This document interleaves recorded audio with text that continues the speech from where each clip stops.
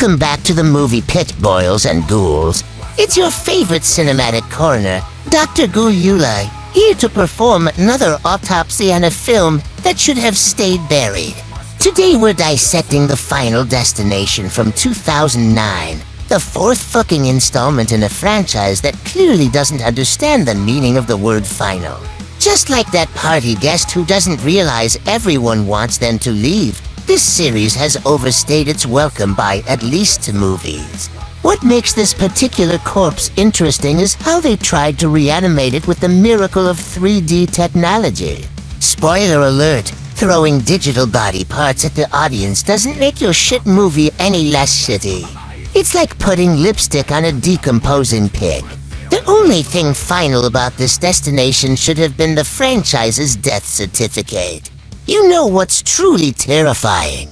Watching a once innovative horror concept circle the drain like a severed limb in a bathtub. The Final Destination series isn't just a franchise in decline, it's a goddamn cautionary tale for the entire horror genre. What started as a clever meditation on fate and mortality has devolved into a cynical death porn conveyor belt that keeps churning out the same fucking product with diminishing returns. If there's any justice in the universe, someone at the studio should have had a premonition about this creative disaster and killed it before we all became unwilling victims. The Final Destination franchise carved its bloody little niche in the horror landscape with a brilliantly simple premise. Death has a design, you cheat it, and then it comes back to fuck you up in increasingly elaborate ways. It's basically cosmic karma with a serious grudge and a flair for Rube Goldberg murder machines. When the original hit theaters back in 2000, it offered something genuinely fresh, horror without a masked killer or supernatural monster.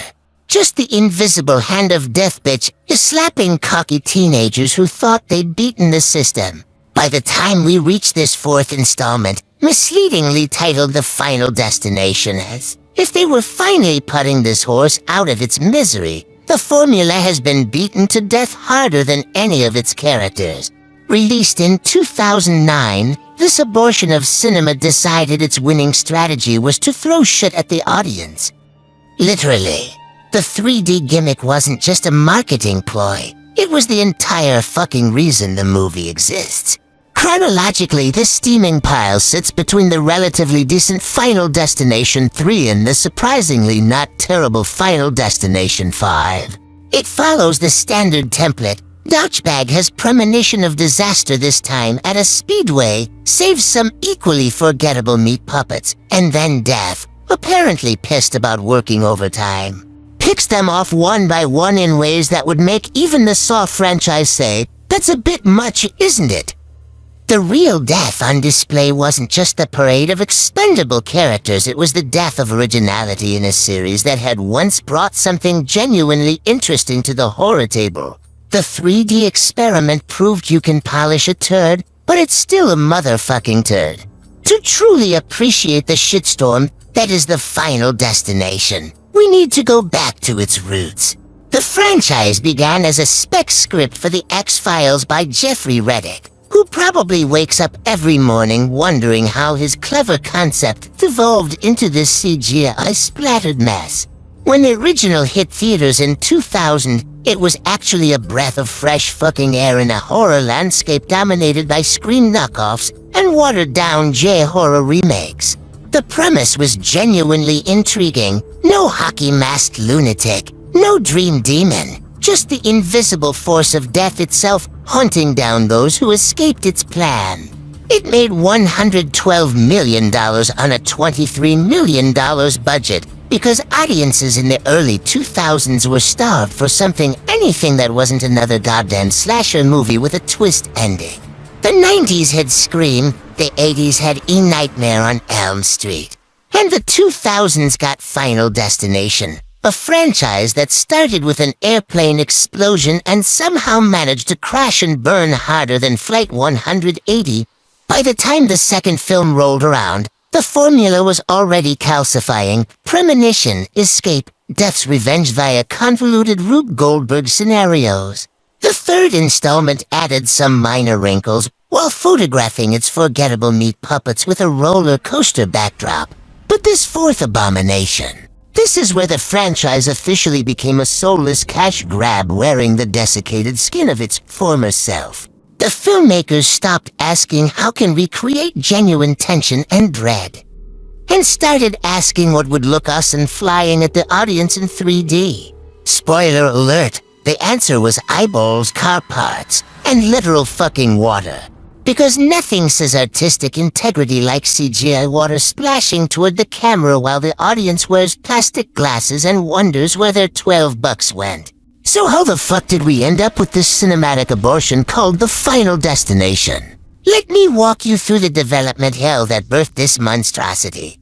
After Final Destination 3 managed to rake in enough cash to justify another sequel, Eric Bress was tapped to write the script. To the studio's credit, Bress had previously worked on the butterfly effect, so there was at least a glimmer of hope this might not be complete garbage.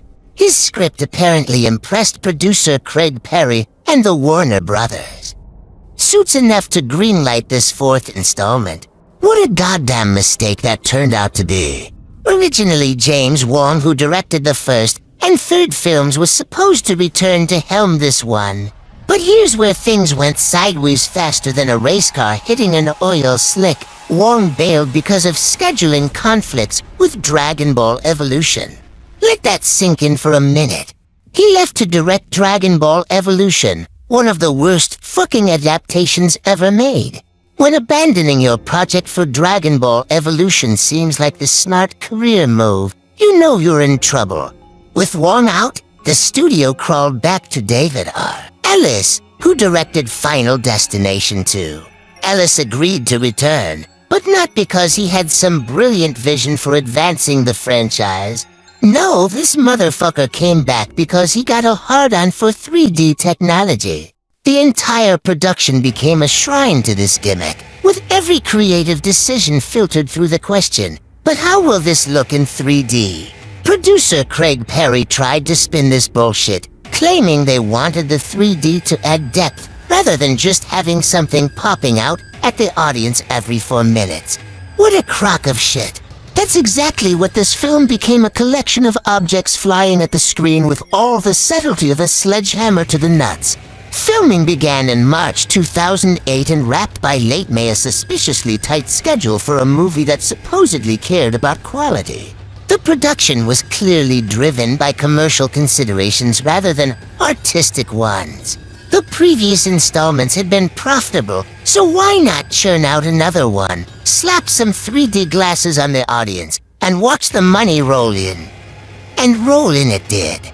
Despite being critically eviscerated, the steaming pile managed to become the second highest grossing film in the franchise, earning $187.4 million worldwide. Which just proves the depressing truth about Hollywood. Quality doesn't matter when you've got a marketable gimmick and an established brand name. Let's dive into the putrid plot of The Final Destination, which is about as coherent as a drunk frat boy trying to explain quantum physics. Our main character, Nick O'Bannon, is at McKinley Speedway with his girlfriend Lori and their friends Hunt and Janet, probably because they couldn't think of anything better to do with their pathetic lives. Nick suddenly has a premonition that makes the Hindenburg disaster look like a fender bender. Cars crash, debris flies, and the entire fucking grandstand collapses in a sequence that's more about showing shit flying at the camera than creating actual tension. Nick freaks out, causing a fight, and he and his friends leave along with a collection of the most one-dimensional characters ever committed to film: a racist tow truck driver, a nervous mom, a mechanic and his girlfriend, and a security guard. Of course, the disaster happens exactly as Nick saw it, but they escape well, except for the mechanic's girlfriend, who gets her head chopped off by a flying tire in what might be the most telegraphed death in horror history. Death, apparently pissed off that these nobodies escaped their fate, decides to hunt them down one by one. What follows is a goddamn parade of ridiculous deaths that would make Rube Goldberg roll in his grave. The racist tow truck driver gets dragged by his own chain and burned alive because subtlety is for pussies. The nervous mom gets her head split open by a flying rock from a lawnmower in a suburban scene that defies all fucking physics. Then the mechanic gets impaled on a metal fence after being launched by a goddamn carbon dioxide tank that apparently had the propulsion power of a NASA rocket.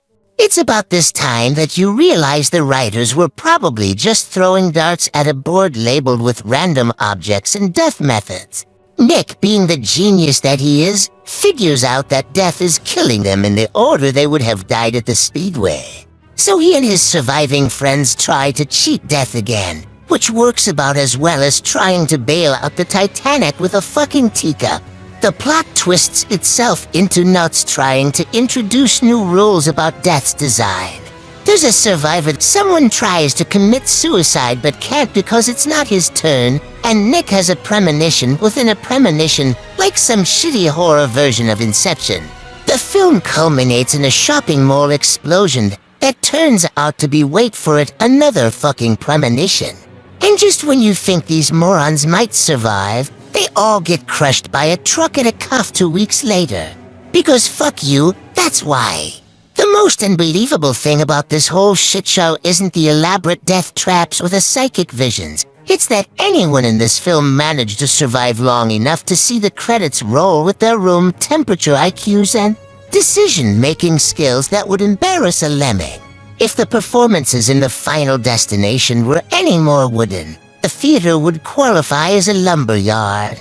This collection of sentient mannequins delivers lines with all the emotional range of a fucking DMV employee on their 15th hour of work. Bobby Campo as Nick has exactly two expressions, confused and more confused. Attempts at portraying terror come across like someone who's just remembered they left their oven on, not someone witnessing gruesome deaths. Chantal Van Santen as Laurie might as well have been reading her lines directly from cue cards held just off camera. The chemistry between her and Campo is so non-existent that I've seen more sexual tension between strangers waiting for a bus. Their romantic scenes feel like they were directed by someone who's only read about human relationships in technical manuals. McKelty Williamson, who actually has talent based on his other work, looks like he's mentally calculating how quickly he can deposit his paycheck and pretend this movie never happened. The way he trudges through his security guard role is the acting equivalent of showing up just so you don't get fired. The supporting cast fares even worse. They're so forgettable that halfway through their death scenes, I'd already forgotten who the fuck they were supposed to be. The racist tow truck driver is played with all the subtlety of a sledgehammer to the face, and the portrayal of Hunt is so obnoxious that I found myself actively cheering for his pool-drain disavowalment. Even the most talented Royal Shakespeare Company veteran couldn't salvage dialogue, like death doesn't like to be cheated or it's coming for us. These poor bastards were given lines that would make a soap opera writer cringe, forced to deliver them with straight faces while staring at tennis balls on sticks that would later be replaced with CGI disasters. Let's talk about David R. Ellis's direction in the cinematic bowel movement. After his relatively competent work on Final Destination 2, it seems Ellis took every lesson he learned and flushed it down the toilet with this fourth installment. Where the second film had genuine tension and inventive kills with actual build-up, this one has all the suspense of watching paint dry on a corpse. Ellis approached this film with the artistic vision of a horny teenager who just discovered the 3D button on his camera. Every fucking shot is composed not to create atmosphere or dread, but to maximize the cool factor of shit flying at the audience. Need a tense moment? Forget psychological horror, just have a wrench fly directly at the camera. Character development. Who needs it when you can have CGI blood splatter across the screen? His obsession with the 3D gimmick undermines any semblance of storytelling. The camera lingers on mundane objects for uncomfortable periods just to telegraph this will kill someone later with all the subtlety of a sledgehammer to the nuts. Ellis frames death scenes like a porn director, all money shots, no foreplay. The pacing is absolutely fucked, too. Ellis can't decide if he's making a horror film or a theme park ride.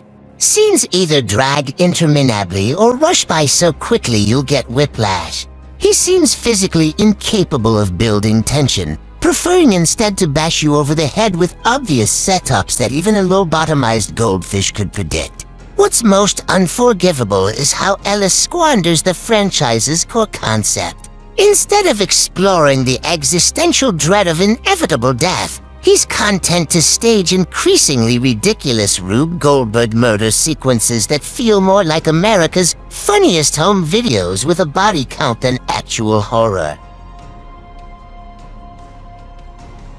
Let's talk about the meat and potatoes of any Final Destination film, the fucking death sequences. This is where the Final Destination completely shits the bed, delivering elaborate kills that have all the emotional impact of a wet fart in church.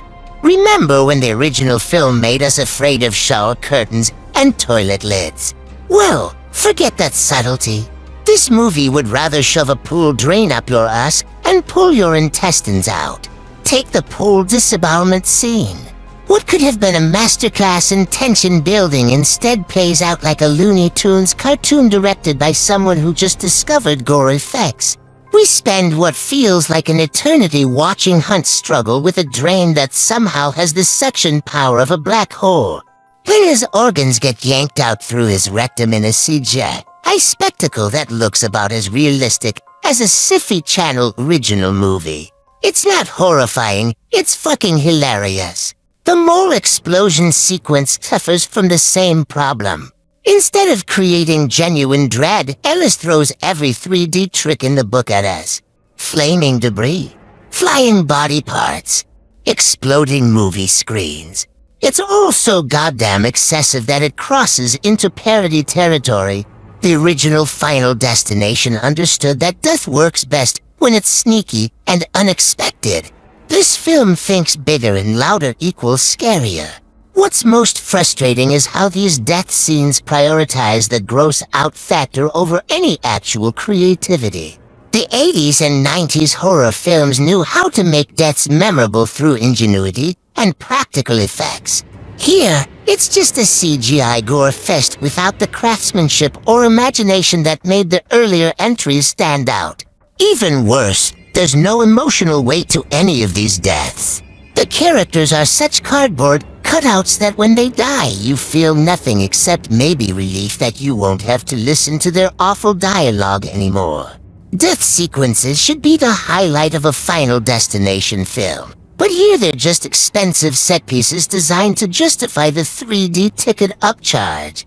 Now let's talk about the visual clusterfuck that is the Final Destination's cinematography. Holy shit, this might be the most egregious example of 3D technology fucking up a horror film since, well, ever. The entire movie is essentially held hostage by its 3D gimmick, with every goddamn shot composed not to create atmosphere or tension, but to ensure something can fly directly at your face every 30 seconds. You can practically hear the production meetings. What if we shot this scene from behind the lawnmower blade? What if we positioned the camera inside the fucking pool drain? It's like they handed a 12-year-old boy a camera and said, just make sure stuff looks cool coming at us in 3D. The lighting is atrocious too. Everything's bright and flat, so you can see all the shitty CGI objects hurling toward the audience. Remember when horror films used shadows and darkness to create fear? This film sure as hell doesn't. The color palette looks like someone cranked the saturation to 11 and called it a day. Blues are to blue, reds are to red. It's like watching a horror film through an Instagram filter. Every single composition is ruined by this obsession with the Z-axis. Characters are awkwardly positioned to maximize 3D potential. Objects are strategically placed in the foreground for no narrative reason. The camera lingers on pointless items just so they can eventually fly toward the audience. The entire visual approach screams we spent money on 3D, and by God, you're going to notice it every fucking second. When your cinematography actively works against creating suspense or dread, you've failed at the most basic level of making a horror film. The Final Destination doesn't want to scare you. It just wants to throw shit in your face. If the visuals weren't bad enough, the sound design in The Final Destination is like getting audibly waterboarded for 90 minutes straight.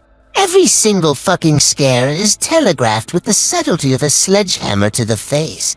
You can practically set your watch by the crescendo of strings that announces, "Hey dipshit, something scary is about to happen 3 seconds before it actually does." The score itself is completely forgettable, a generic collection of orchestral stings and electronic wobbles that could have been lifted from any direct-to-DVD horror trash pile. Not once does it establish a memorable theme or create genuine atmosphere. It's functional at best, which is the most damning thing you can say about a horror soundtrack. Remember the 80s and 90s when horror films had iconic, haunting scores? When composers like John Carpenter, Jerry Goldsmith, and Christopher Young crafted music that burrowed into your nightmares. This shit wouldn't even make it as temporary tracking music in those films. The sound effects are equally heavy-handed. Every creak, snap, and splat is cranked to 11, destroying any sense of realism. The squishing noises during the pool disembowelment sound like someone fucking a jar of mayonnaise. Death scenes don't just happen, they announce themselves with a symphony of over-processed Foley work that sounds like it was created by an intern with access to a stock sound library and a volume knob that only goes to maximum. And don't get me started on the dialogue mixing. Half the time these wooden actors are mumbling inaudibly, and the other half they're screaming their lines at a volume that makes your ears bleed. There's no middle ground, no dynamics, just a constant assault of sonic mediocrity. Now, let's talk about the comedy in The Final Destination, because apparently someone told the filmmakers that what this franchise needed was more laughs. Spoiler alert, they were wrong as fuck. The previous Final Destination films were never exactly straight-faced affairs. They always had a certain wink to the audience, but this fourth entry cranks the comedy dial to 11 while somehow managing to be less funny than a funeral. It's like watching a clown have a seizure. You know you're supposed to be entertained, but you just feel uncomfortable and vaguely sad. The attempts at intentional humor are so goddamn painful it's like watching your dad try to dab at a wedding. There's racist tow truck driver Carter, whose entire character exists to be an offensive stereotype before getting dragged behind his own truck in a death that's supposed to be karmic but comes off as weirdly mean-spirited. Then we have the douche bro character Hunt, whose one-liners while hitting on women at the pool would make even Andrew Dice Clay cringe. But holy shit, the unintentional comedy is where this movie truly shines. The pool disembowelment scene is perhaps the greatest example. What was clearly intended to be horrifying instead plays like a Monty Python sketch. The way Hunt's intestines are literally vacuumed out of his asshole by a pool drain defies not just taste but basic fucking physics. I found myself laughing so hard, I nearly disemboweled myself. The cough finale is another masterpiece of accidental comedy. After all the elaborate Rube Goldberg death scenarios, our 3 survivors just get unceremoniously pancaked by a truck in what feels like the screenwriter throwing up his hands and saying, "Fuck it, I'm out of ideas." It's the cinematic equivalent of a shrug, and somehow that's funnier than any joke they tried to write. Let me tell you about my personal fucking nightmare with this cinematic abomination. I made the catastrophic mistake of watching The Final Destination at home on Blu-ray, which is like voluntarily signing up for a colonoscopy performed by Edward Scissorhands. Without the theatrical 3D gimmick, the only thing this film had going for it, you're left with nothing but the raw, unfiltered garbage fire of what passes for filmmaking here. I vividly remember sitting there in my living room, surrounded by the comfort of my own home, which somehow made the experience even more violating. At least in a theater, you can blame the sticky floors and overpriced popcorn for part of your misery. At home. It's just you and this digital turd in pristine 180p, where every terrible CGI effect and wooden performance is crystal fucking clear. The pool disembowelment scene nearly broke me. I was sober, a massive mistake when viewing this film, and watched in stunned disbelief as Hunt's intestines were literally sucked out of his ass by a pool drain. Physics wept. Medicine wept. I wept. The 80s and 90s practical effects masters would have collectively committed seppuku if they knew this was the future of horror deaths. The worst part, I couldn't even throw my popcorn at the screen because I was at home, and I'd be the poor bastard cleaning it up later. I remember pausing the movie multiple times just to process what I was seeing, each time hoping that maybe when I hit play again, it would magically transform into a different film. It never did. The pause button became my only friend that night, a brief respite from the assault on my senses and intelligence. By the fourth Final Destination film, this franchise had been beaten deader than its own characters. What began as an intriguing concept about death's inescapable design had devolved into a pathetic assembly line of increasingly ridiculous deaths with absolutely no fucking substance connecting them. The filmmakers weren't even trying to hide their creative bankruptcy anymore. They were just recycling the same shit that worked before, but with more CGI and less brains. The Final Destination perfectly exemplifies what happens when studios refuse to let a concept die with dignity. It's like watching a once promising athlete playing 5 years past retirement, painful, embarrassing, and nobody's enjoying it except the people collecting checks.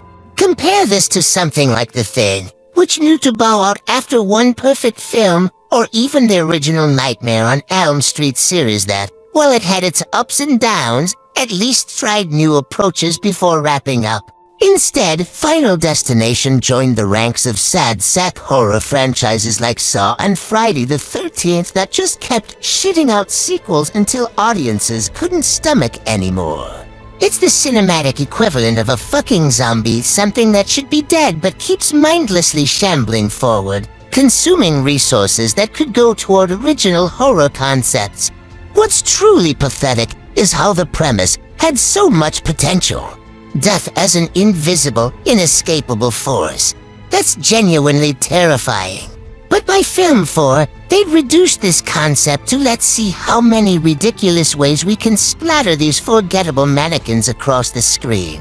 The law of diminishing returns isn't just evident here, it's practically the fucking screenwriting guideline. After much deliberation, I'm forced to award the Final Destination a pitiful 3 out of 10 stars, and honestly, that's being fucking generous.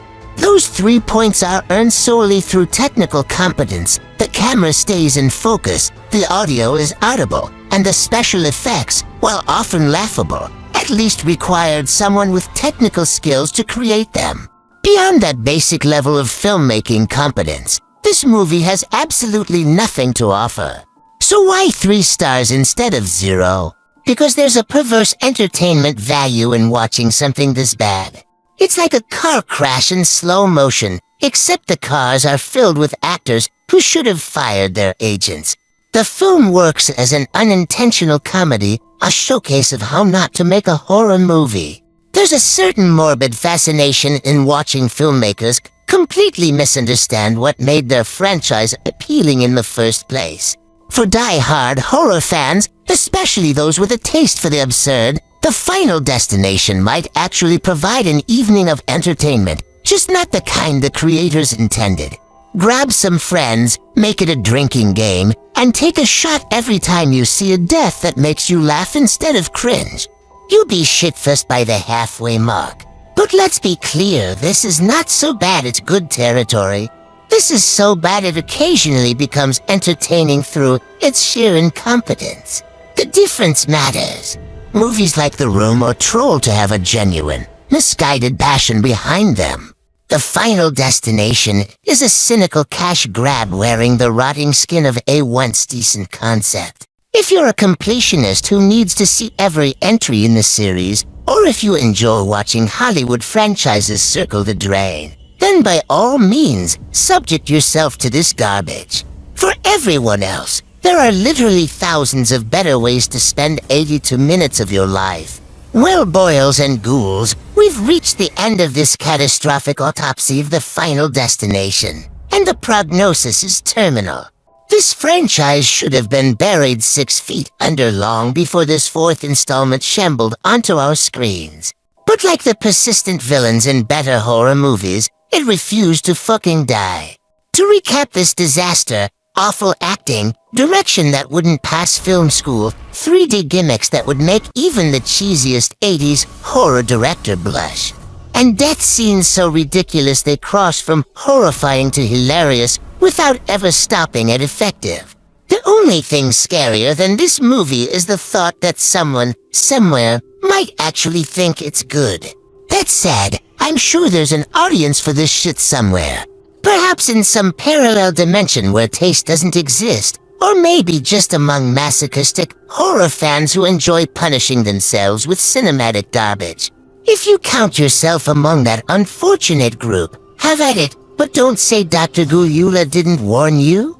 If you enjoyed this dissection of mediocrity, make sure to like this video, subscribe to the Movie Pit, and ring that notification bell, so you don't miss my next exhumation of Hollywood's buried mistakes.